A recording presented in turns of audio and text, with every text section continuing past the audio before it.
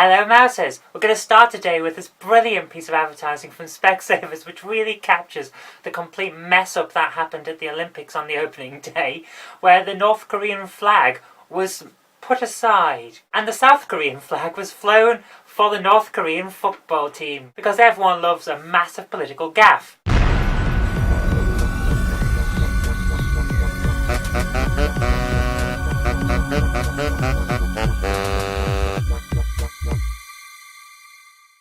So, what else has happened that's really stupid about the Olympics? Well, there's this entire thing that's come out from the Open University which shows where the Olympic torch relay comes from. It's not an ancient Greek tradition. In fact, the torch relay never happened. The Olympic flame wasn't a massive part of the Olympic ceremony. There wasn't even an opening ceremony at all at the original games. There was a message sent round to all of the Greek city-states to pursue a message of peace before the games, and that's partly where it comes from. But the actual origin of the Olympic torch relay, with the flame going from Greece to wherever the games are being hosted, comes from Nazi Germany. It was one of their propaganda things that was supposedly to show that the German Reich was a continuation of ancient cultures, which, as we all know now, is a lie, of course, but they were trying to propagate that. And then this torch relay was picked up by, of all people, the British. The people who'd been fighting the Nazis for the longest time then went, that actually worked. People liked the Olympic torch relay. Let's just put aside the fact that they made it up to try and better themselves and try and kindle some spirit of cooperation on an international level by having this relay. And it worked.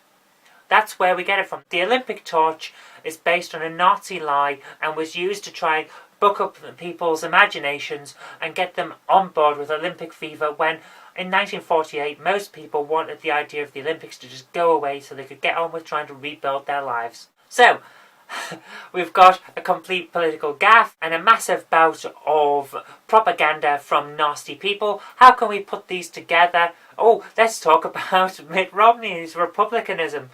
Well, what's happened with Mitt Romney? This guy is a complete dick. I'm pretty sure most people in Britain will now agree with that, because he decided to kick off his international tour by coming to Britain and insulting all of us. Not happy with saying he wants to foster Anglo-Saxon relations, which basically means he wants to ignore Scotland, Wales, Northern Ireland, the Shetland Islands, the Scottish Isles, the Channel Islands, the Falkland Islands and the Isle of Man. He doesn't really care about any of them because they're not Anglo-Saxon. He just wants to talk about South East England and a few other parts of England itself. I'd like to remind everyone that England is not one people. The majority were Anglo-Saxon because the majority of people down south were Anglo-Saxon, so that's where that idea comes from.